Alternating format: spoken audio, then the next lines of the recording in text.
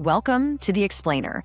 Today, we're going to dig into a book from over 70 years ago that just might, be the single most accurate description of our world right now in 2025.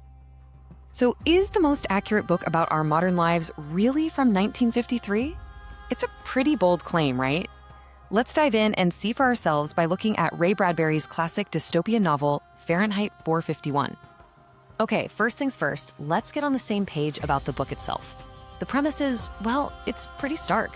It imagines a future where owning and reading books is a crime. And the firemen, they're not putting out fires. They're the ones starting them to burn every last book. So to really get why this book feels so prophetic, we have to understand the world Bradbury built. Because, it's not just about the act of burning books. The really spooky part is what society chose to replace them with. And here's where it starts to hit a little close to home. In this world, books are banned because they're seen as dangerous. They have ideas that might make people unhappy or uncomfortable. So what do people do instead? They're totally immersed in these giant wall-sized TV screens. Their communication is super shallow. Think of a social media feed, but in real life. It's just constant, non-stop stimulation that's basically designed to stop you from ever having a deep thought. The whole story centers on this one fireman, a guy named Montag, and his journey is really about waking up from this comfortable numbness. At first, he's just one of the guys, burning books without a second thought. But then he meets this girl, Clarisse, who asks him one simple, tiny question that just shatters everything. Are you happy? And that's it. That one question sends him down a rabbit hole. He secretly reads a book, realizes his whole life is an empty shell, and ends up on the run from the state, trying to find the last people who actually care about knowledge. Okay, so now let's get to the evidence. This is where the book stops feeling like science fiction from the 50s and starts feeling, well, kind of like a documentary about 2025. The parallels are just uncanny. Get this, Bradbury wrote about a world where people don't want deep knowledge anymore. They demand, and I quote, well-written digests of classics.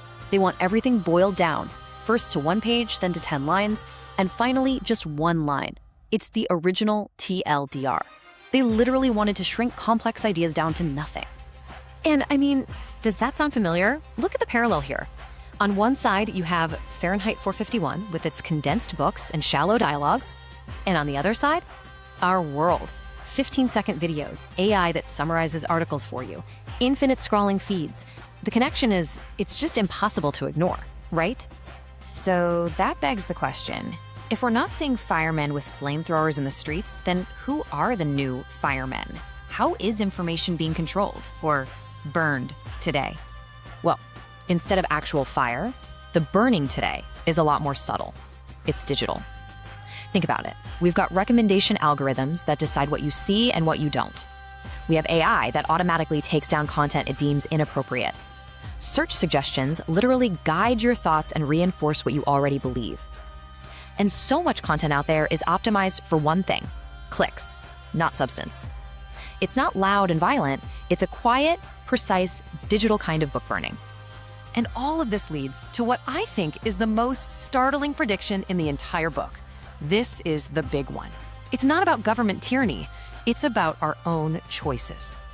When we think of a dystopia, our minds usually jump straight to George Orwell's 1984, right? Big Brother, surveillance, control through fear and pain. But Bradbury's vision was totally different. He predicted that we wouldn't be controlled by what we fear. We'd be controlled by what we love, by our endless need for pleasure, distraction, and entertainment. We wouldn't be forced into submission. We'd happily, voluntarily walk right into it. And that's the real gut punch of the novel. The people in this world chose this. The government didn't have to pry the books from their hands. They gave them up. They willingly traded deep, difficult knowledge for easy, mindless entertainment. They chose comfort over the hard work of thinking. So you see, this book, written way back in 1953, it's not just some dusty old prediction. It's a mirror. It holds up a reflection to our own world and asks us a really tough question. What do we actually value more, knowledge or comfort? And the core themes he was writing about are more relevant today than ever. Our dependency on media? Check.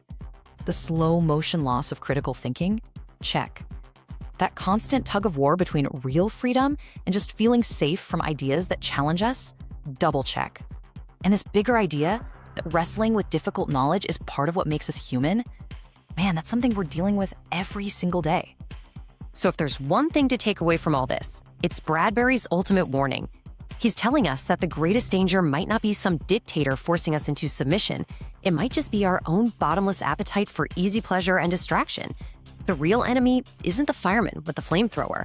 It's the little voice inside all of us that would rather scroll than read. And that leaves us with one last question to chew on. At the end of the book, the only hope left is this small group of rebels called the Book People. And what do? They each memorize an entire book to keep it alive for the future. So in our own age of infinite disposable content and paper-thin attention spans, it really makes you wonder, doesn't it? What, if anything, are we choosing to preserve?